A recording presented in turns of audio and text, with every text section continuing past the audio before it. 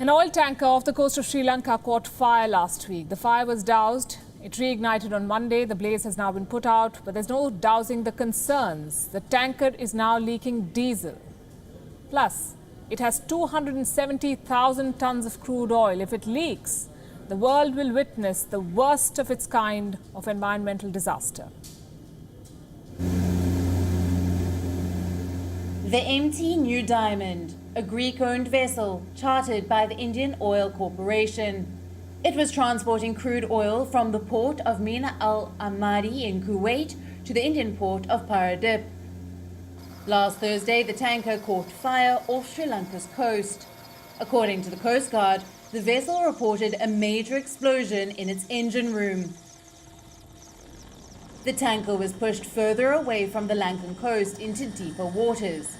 The blaze was contained successfully after almost 70 hours. On Monday, a fresh fire broke out.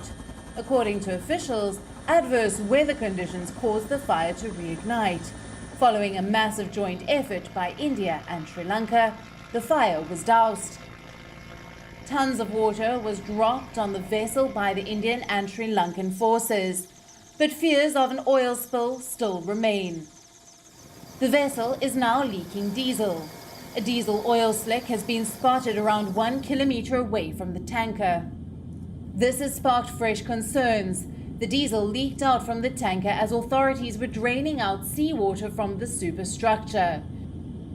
Indian Coast Guard aircraft were deployed to spray dispersants, which are chemicals that break up the oil slick into smaller droplets, accelerating the process of dilution.